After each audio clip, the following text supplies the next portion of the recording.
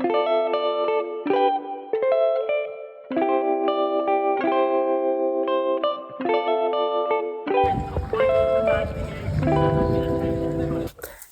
guys, welcome back to my YouTube channel. Welcome back to my YouTube channel. This makes me sound like one of those I say like so much. Hello everyone, welcome to another video. So today I thought we'd do something different because everything else I post is always like a vlog of a race weekend, vlog and everything. But the last 3 things I've been to, I have not filmed one bit. So I did not film Girls on Track. I did not film any of my holiday, so I couldn't do like a holiday vlog. I did not film like GB4 at Seston. So I decided to do something different to keep this channel alive. I'm gonna go through my motorsport predictions for the start of the year and see what has changed and where I can make some corrections. So if you've been following my channel, like my social media for a while, you'll know the silver book. So that's where I'd written my predictions. So the first one, I predicted that Oscar Piastri is going to win the World Championship. Doesn't have his priority straight, man. Because last year he was on good form. I am not a McLaren fan, but I think that Oscar is going to win. That's going to be a controversial opinion. Secondly, Kimi Antonelli, top rookie. I think that was a pretty obvious one because he's with Mercedes. But actually, Isaac Hadjar and Gabriel Bortoleto have really wowed me. They have been good and they're not in top end cars. So I was really surprised by them. I obviously put McLaren is going to win the World Championship because it's pretty obvious they've got 2 top drivers. And I put an Alex Albon podium. This is what I would wear for days if Alex Albon got a podium. But he hasn't done that yet. So my Williams fan heart. The next one is F2. So sticking on the theme of Williams, I put that Luke Browning would win the championship or Jack Crawford, but I wanted Luke. So far in the season, that is not happening. Obviously, Leo Fornaroli is leading the championship, and Luke is 4th or somewhere, and Jack is 2nd, but still. I put High Tech were going to be the team's champions. I think that is probably the most wrong thing I've said. Dino Bogdanovic has just not really been up to form this year, so it's sort of limiting what High Tech can do with winning the teams. And I think all in all it's probably going to be Invicta again. Moving on to F3, one of these predictions has already been proven as wrong. So I put that Nikola Solov was going to win the championship. That has not happened. Rafael Kamara has won the championship. And I think, to be fair, that was probably pretty obvious from the start. But I made these predictions before the Formula 3 season started. So, leave me be. I also put the Campos were going to win the team's championship. Also probably not going to happen. Actually, I haven't checked who's leading the team's championships right now. But Campos probably aren't going to win.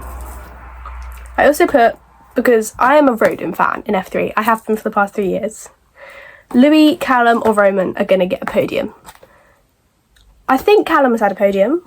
I think Roman might have had a podium. Louis has not had a podium, which I'm sad about. I want Louis to have a podium.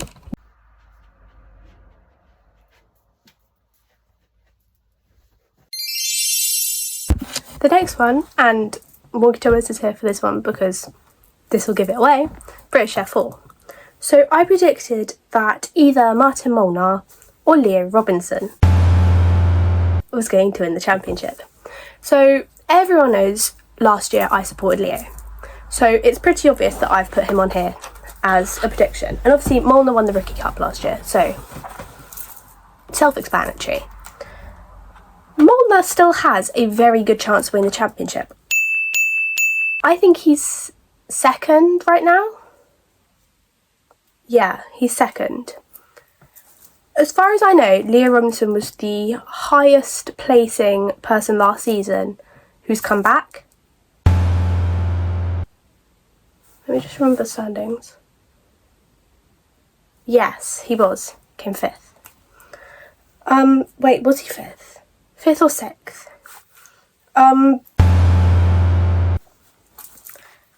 He's disappeared off the face of the earth. Not literally. He's left British F4. He's dropped out. We don't know where he's going next. He's probably going to go somewhere. But he is not winning that championship.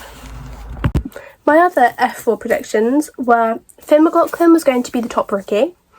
He is currently at the moment because he's also leading the main championship. And I predicted that 3 people were going to get podiums. So I predicted Chase Fernandez and Ethan Jeffel.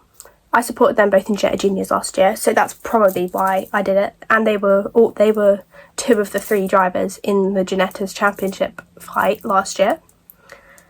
And I predicted that also Fu was going to have a podium. Fu is currently like right near the bottom of the championship, but it's fine. I laugh through the pain of being a Fu fan. He's going to get a podium one day. He is. I'm not delusional. Next up is F1 Academy. I predicted that Dorian Pa was going to win the championship. She got so close to winning it last year against Abby, and I thought that she has definitely got an amazing chance. She's very, very talented. And I thought that, obviously this is going to be self-explanatory, I supported her in F4 last year, Ella Lloyd is going to get a podium or a win. I didn't mind either. I just hope that she was on the podium at some point this season, because I need more Ella representation in this world. Not enough people support her. She needs more fans. The next one is Formula E. So I predicted that Nick Cassidy was going to win the World Drivers' Championship. I was wrong with that. It was actually, what's his name? Ollie Rowland. Ollie Rowland is world champion. I predicted that Taylor Barnard was going to get multiple podiums. So when I wrote these predictions, Taylor had already had 1 podium. So I was like, he needs more. He needs more from Norfolk. More Taylor podiums. And I also predicted that Taylor was going to win the FIA Rookie of the Year. I still stand with that statement. Taylor so deserves it. He's had an absolutely stellar rookie season in Formula E.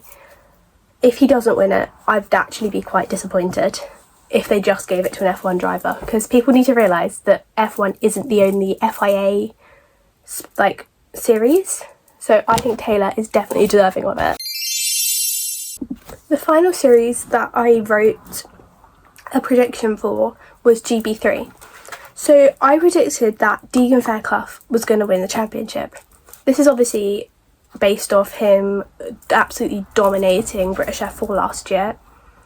But at the moment, it looks like it's going to be Alex Ninovich, who actually finished second to Deegan Fairclough in British F4 last year. So maybe the different cars don't suit him. Maybe Deegan's just a bit off form this season. I don't know. I think he is still third in the championship, but I think Alex Ninovich is set to win. And I also predicted that Reza Seaworthen was going... Seaworthen? That's how you pronounce it. Reza was going to get a podium. And he's done that. I thought it was going to be a bit too far-fetched to predict Wampu. So hopefully, the rest of the season, Wampu gets a podium. That's what I'm adding to these predictions. A Wampu podium will, save me from the realms of darkness, or something of the sort. So that is my predictions done. But you're done with me yet, because now it's time to debrief. Post-race debrief. Yeah, debrief. Formula E goes on track.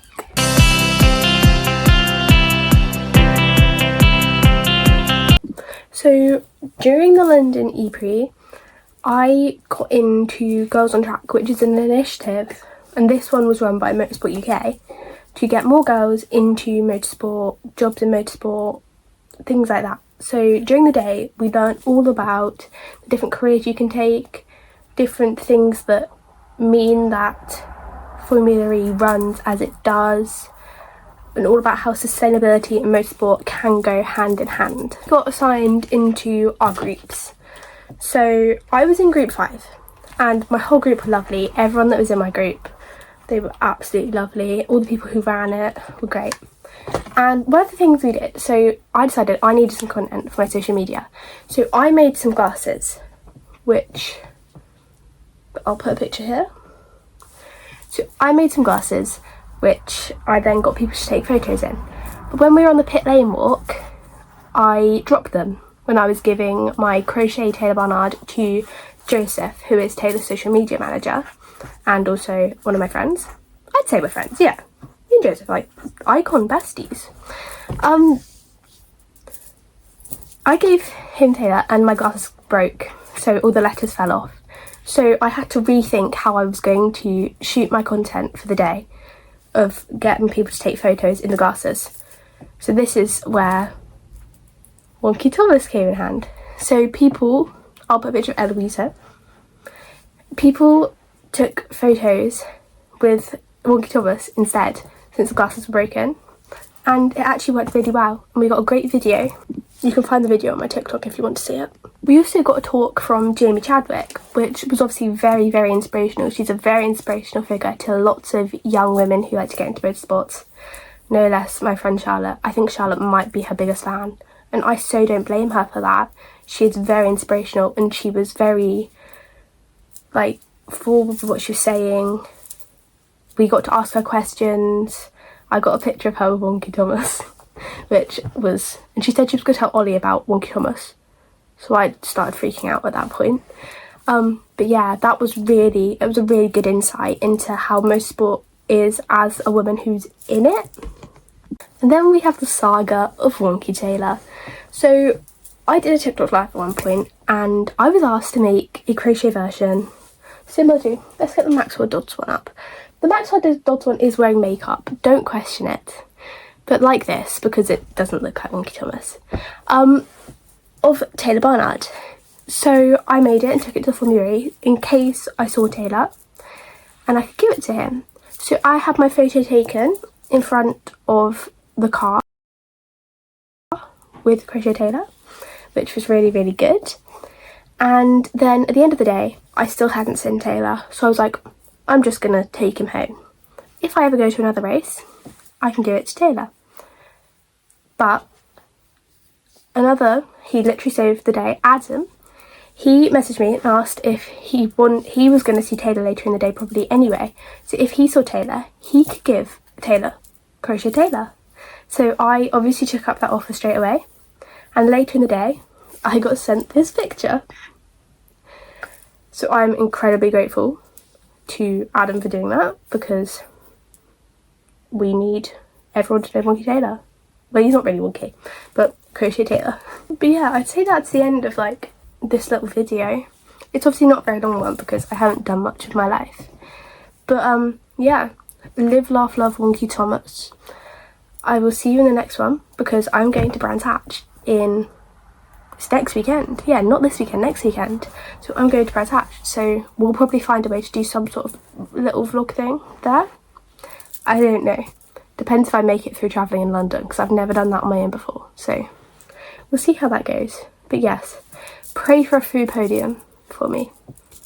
Please, Foo, just get a podium. One. It's all I need.